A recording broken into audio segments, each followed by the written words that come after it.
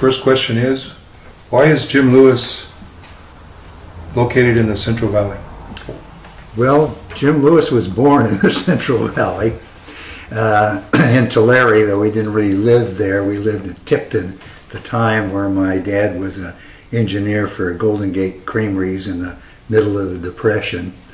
And from there we moved around a good deal, so I didn't spend my entire life in the valley, but I have lived from the Boston Land Company out by Huron, and actually I usually tell people I'm from Bakersfield, but actually I was only there for 10 years, but it was, you know, junior high school, junior college, where you meet your best friends, and then I had a scholarship to College of the Pacific in those days, so that brought me up to Stockton, still in the valley. Left to go over to Stanford to do some graduate work, but I came back to get the love of my life and got a job, and I'm still here.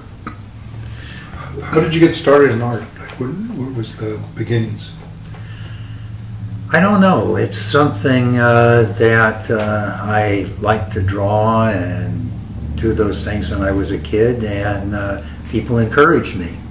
So I just kept at it, and it seemed like the thing to do. It was something that I could do reasonably well, and there are a lot of things that I don't do reasonably well, so that's where I was. And my father, realizing that I did not have his engineering talents and mechanical abilities, made a very wise decision, or not a decision, but a suggestion when I was in high school, that it'd be a good idea if I got a teaching credential. So that, and it was a very good idea. Do you see the valley or the issue of an audience being important, or lack of an audience? I enjoy an audience when it's available, but it's not really important to me. I don't do work for other people. I do it for myself. I enjoy the interaction with my work, and I like to show, but I don't have to. Do you consider yourself a calligrapher first, an artist first, or both, or neither? Now this is a point where you can get into a lot of arguments, especially about with calligraphers, but I fail to see the difference. I think if calligraphy is worth anything, it's art, and if it isn't art, it's just junk.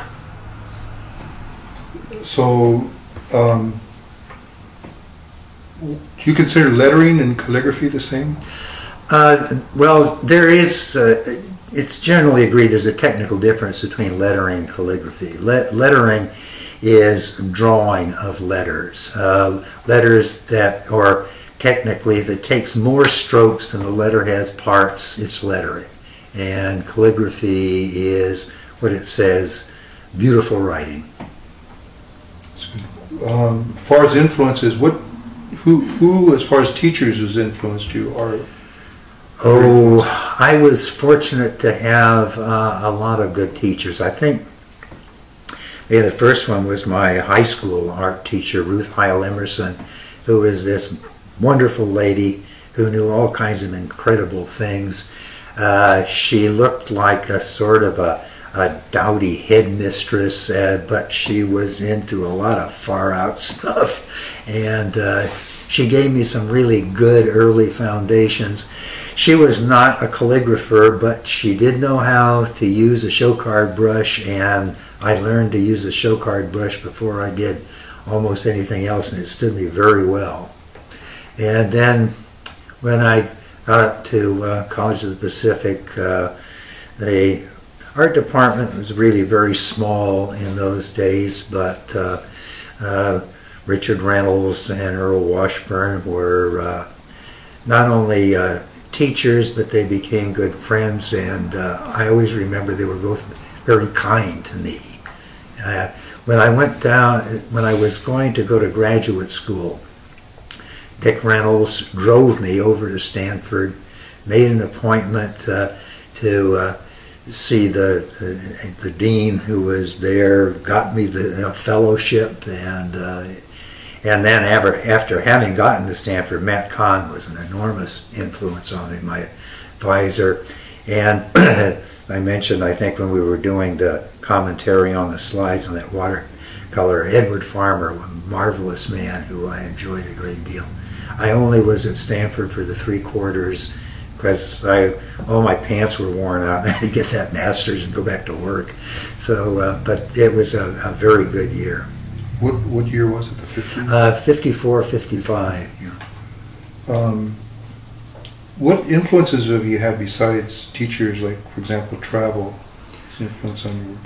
Oh, I think just living is everything is something that is a big influence, of course, is what a lot of art majors do. You have to make a living, and one of the ways is, oh, I can teach, and then I'll have all this spare time, which is a big joke because you don't. And you may have thought you were getting a teaching job so you could do your art, but if you're a decent human being and very conscientious, you soon find that you get very involved with your students, you get very involved with the teaching, and your students become a big influence. One of the things that the teaching did for me as far as my work is concerned was I didn't just give problems to my students. The idea of assigning a problem, of problem solving, became the major thrust for my own work, of solving a problem, thinking of a problem, and then finding a solution to it. And I think that's one of the reasons that I got so involved with the serial work, is that the series became a group of solutions to the whole problem, a way of looking at it. That's good. Next leads into the next question. What about work habits in relation to teaching? Like, how do you find the time to work and teach both? It changes a lot. When you're young and you've got a lot of energy, you find time. I've always found time to work. Sometimes it's not a lot of time and it's not a lot of work. I think probably the most productive time I ever had was the first year after I retired. That I was very productive at that time. Since then, I've slowed down a good deal, but it isn't just work that's slowed down, it's everything is slowed down. But I still get something accomplished. There's always something on the drawing board. Do you have any favorite work you've done over the years, looking back? I've never liked favorites very much. It always seems to me that making that sort of arbitrary choice is unnecessary. To have a favorite color or a favorite food or a favorite work. I certainly had work that I found more satisfying than others.